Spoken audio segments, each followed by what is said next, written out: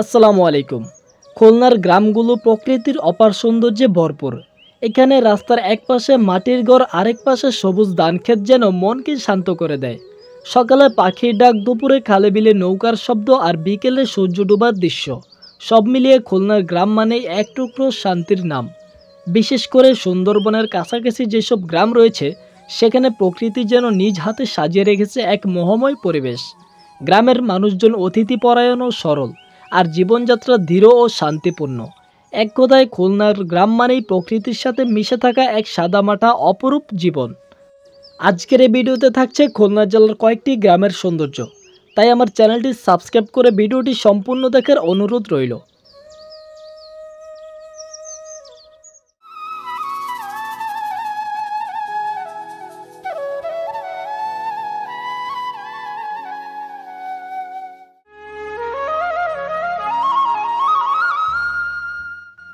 বাংলাদেশের দক্ষিণাঞ্চলে অবস্থিত খুলনা জেলা।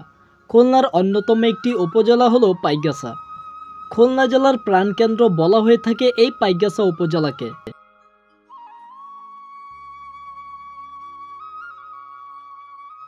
এই খুলনা জেলার সবচেয়ে বড় একটি পৌরসভা হলো এই পাইকগাছা উপজেলা। পৃথিবীর বিখ্যাত ম্যানগ্রোভ বন সুন্দরবনের কুল ঘেঁষে গড়ে ওঠা এই উপজেলায় রয়েছে নয়নাভিরাম প্রাকৃতিক সৌন্দর্য।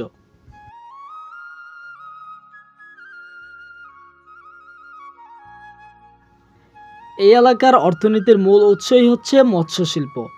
এই উপজেলায় প্রচুর পরিমাণে চিংড়ি মাছের চাষ করা হয়। বিশেষ করে সাদা সোনা নামের চিংড়ি বেশি চাষ হয়ে থাকে এই উপজেলাতে। এখান থেকেই ঢাকা সহ সারা বাংলাদেশে রপ্তানি হয়ে থাকে চিংড়ি মাছ।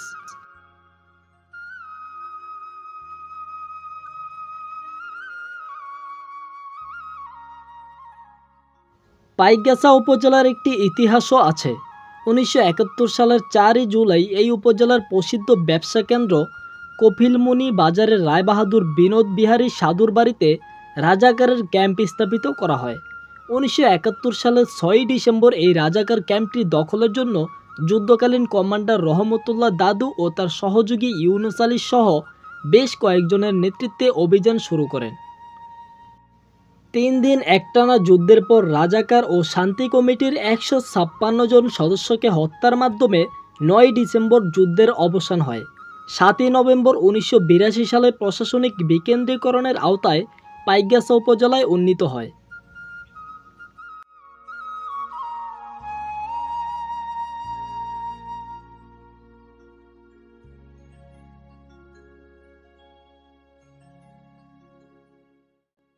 এই খুলনা জেলার গ্রামের প্রকৃতি যেন এক পরিপূর্ণ জীবন্ত ছবি। দূর থেকে দেখা যায় বিস্তীর্ণ সবুজ ধানক্ষেত, তার মাঝ দিয়ে আঁকাবাঁকা পথ, খেজুর গাছের সারি, আর ছোট ছোট পুকুর যেখানে হাঁসেরা সাঁতার কাটছে। সকালে মেঘের বেলা যখন মাঠে নেমে আসে, তখন মনে হয় যেন প্রকৃতি নিজেই এখানে অতিথি হয়ে এসেছে।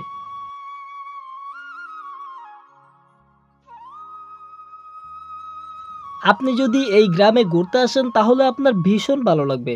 এই খুলনা জেলার শুধু পাইকগাছা উপজেলা নয়, পাইকগাছা সহ কয়রা উপজেলা সহ কয়েকটি উপজেলা রয়েছে। প্রত্যেকটি উপজেলার গ্রামগুলো মনোমুগ্ধকর একটি গ্রাম।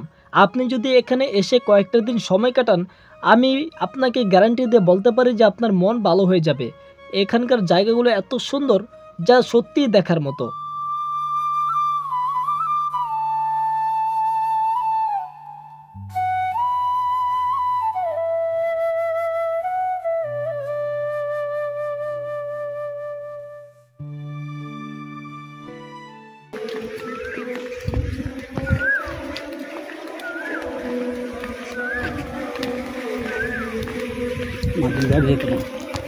সব মাটির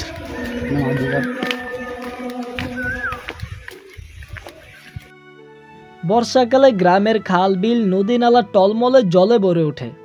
পদ্মা, শিবসা, ভৈরব, রূপসা এ অঞ্চলের নদীগুলো একদিকে যেমন মাছ ধরার উৎস, তেমনি কৃষকদের জীবিকার সঙ্গী। শীতকালে খেজুর গাছ থেকে রস সংগ্রহ করে তৈরি হয় গুড়, যা খুলনার একটি ঐতিহ্য।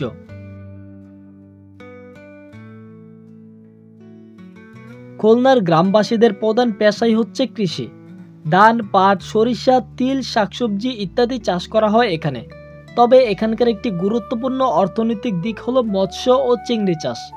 খুলনার পাইকগাছা, দাকব, কয়রা, বাটিয়াঘাটা ইত্যাদি অঞ্চলে হাজার হাজার একর জমিতে ঘের করে বাগদা ও গলদা চিংড়ি চাষ করা হয়।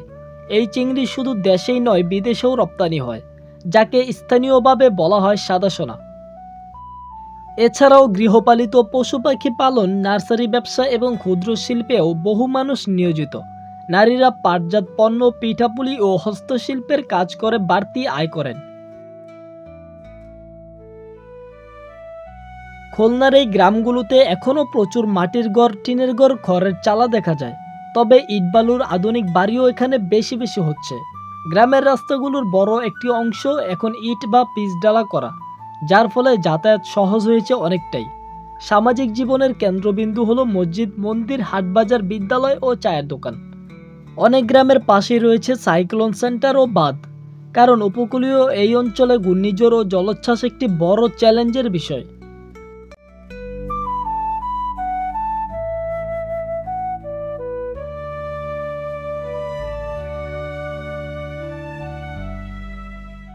ওই যে আমাদের পিছনে যে লোকগুলা, ওনারা কিন্তু ধান উঠিয়ে এখন আটি বাঁধতেছে। আটি বাঁধা শেষ করে এখানে রাখতেছে, তারপরে এখান থেকে ধানগুলো এই যে এখানে এনে জমা করতেছে। দেখুন এই যে এখানে জমা করার পরে ওই যে পাশে মেশিন দিয়ে তারা আবার এগুলা ধান মোড়াই করতেছে, ধানগুলো আলাদা করে রাখতেছে। কত সুন্দর। আসলে প্রচুর রৌদ্র, এখন অনেক গরম। এই গরমের মধ্যে কিন্তু কৃষকরা প্রচুর কষ্ট করতেছে, শুধুমাত্র আমাদের জন্যই। তাদের এই কষ্টের কারণেই কিন্তু আমরা দুই বেলা ভাত খেতে পারি সুন্দর মতো। দেখুন প্রচুর রোদ, এই রোদের মধ্যে ওনারা কাজ করতেছে।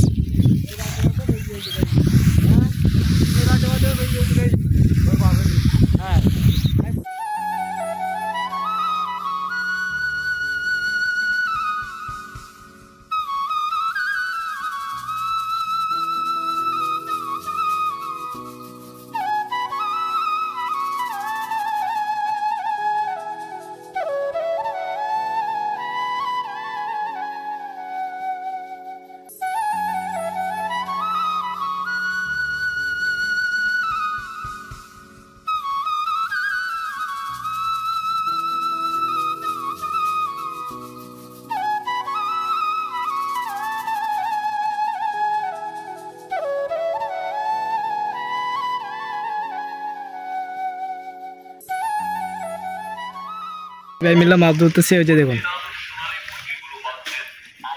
প্রচুর রোদ, রোদের তাপ কিন্তু এখন অনেক। আর এই সময় আমরা একবারে ঠিক দুপুর কটা বাজে, ঠিক 12:36 বাজে, এই সময় আমরা এখন মাছ ধরতেছি। দেখুন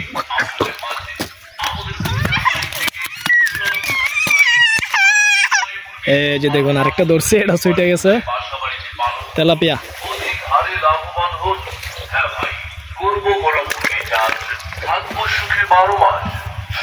ওই যে দেখুন এখানে আসলে মাছ চাষ করা হয়, ছোট পোনা মাছ এখানে ছাড়া হয়েছে, এই জন্য আর কি এখানে অনেক মাছ, প্রচুর মাছ। তো যেগুলো বড় ওগুলো আমরা তুলতেছি। দেখুন আজকে বারবিকিউ আয়োজন করবো ইনশাল্লাহ।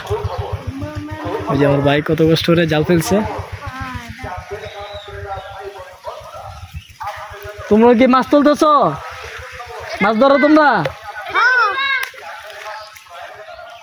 এটা কি মাছ?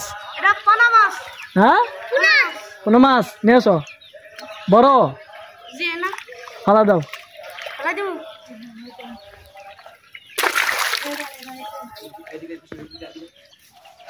দেখুন আসলে গ্রামের মধ্যে মাছ ধরার মজাটাই আলাদা।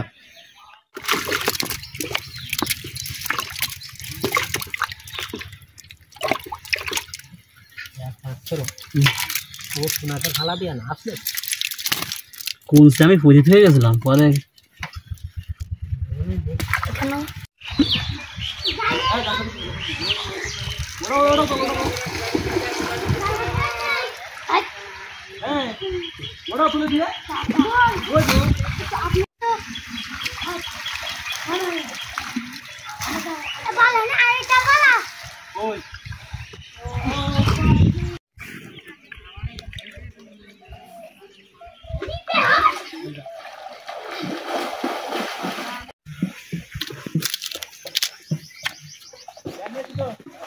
চিংড়ি মাছটা কো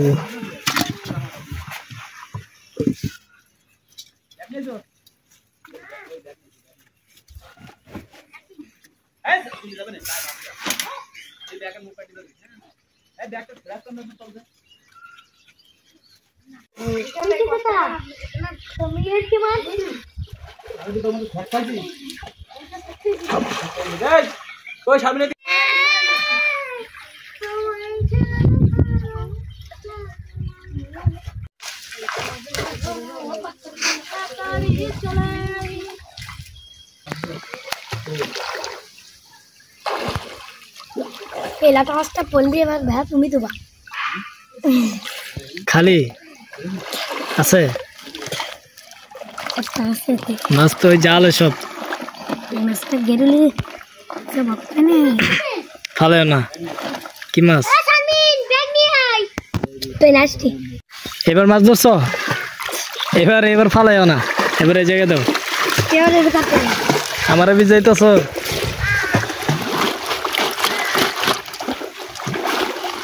লাগে তো কই গেছে আগের ভিতরে আছে চলে আসি হ্যাঁ ওটি লেগেছে দেখি এটা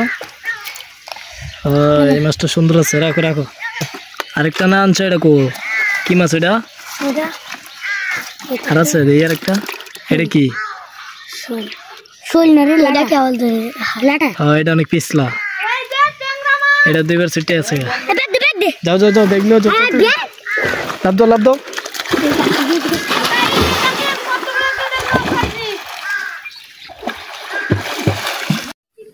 ওটা কই এই শালি এদিকে আও ওদিক কে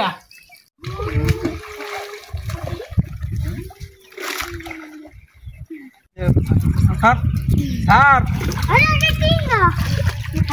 তিনটা তিনটা বললে দেখা যাবে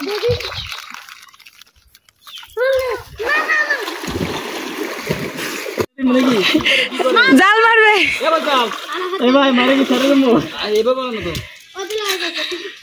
তো তুমি আগে ধরো খালি মারবা না ঠিক আছে যা বিকাল বেলা চল বললাম হ্যাঁ চাপো হ্যাঁ আপনি এই জায়গাতে লিসেন কইটা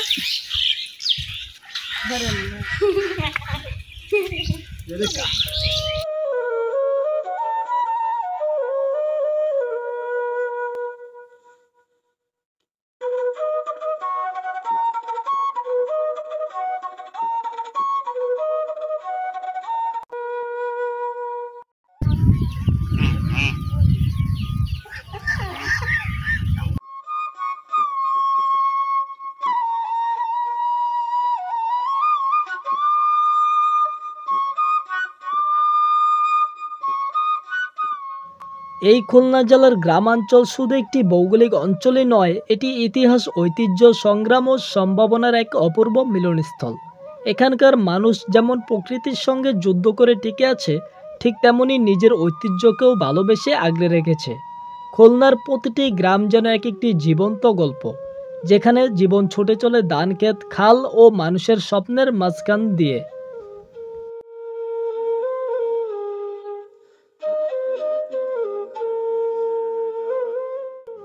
খুলনার এই পাইকগাছার গ্রামাঞ্চলের প্রকৃতি যেন এক প্রশান্তিময় কাব্য, যেখানে শব্দ নেই, শুধু অনুভব আছে।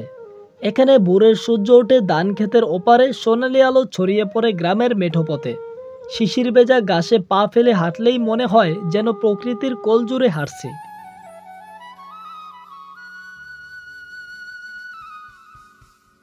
গ্রামাঞ্চলের আকাশটা অনেকটাই বড় মনে হয়, কারণ এখানে নাই কোনো দালান কোঠা, আছে শুধু খোলা বিশাল মাঠ আর দিগন্ত রেখা। ভোরে কুয়াশার চাদরে ঢাকা থাকে গোটা গ্রাম। দুপুরে ধান খেতে জলসে ওঠে রোদের সোনালি ঢেউ। সন্ধ্যায় পশ্চিম আকাশে লাল সূর্য ডুবে গিয়ে সব রং বদলে দেয়। আর রাতে পা বিছিয়ে উঠোনে শুয়ে চাঁদের আলোয় তারার মেলা দেখতে দেখতে ঘুমিয়ে পড়া, এটাই গ্রামের প্রকৃতির এক সহজ জীবনচিত্র। গ্রামগুলোতে এখনও নানা রকম পাখির আনাগোনা চোখে পড়ে।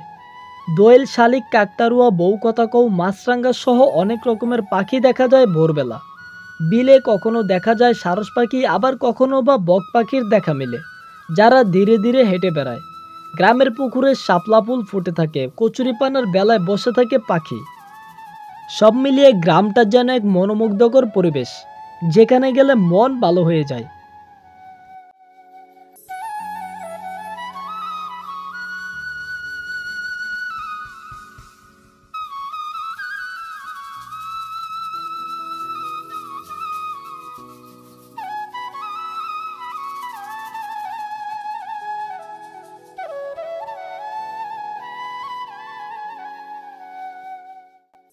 ভিউয়ার্স, আজকের এই ভিডিওটি এখানেই শেষ করতে হচ্ছে। দেখা হবে নতুন কোনো ভিডিওতে, নতুন কোনো স্থানে।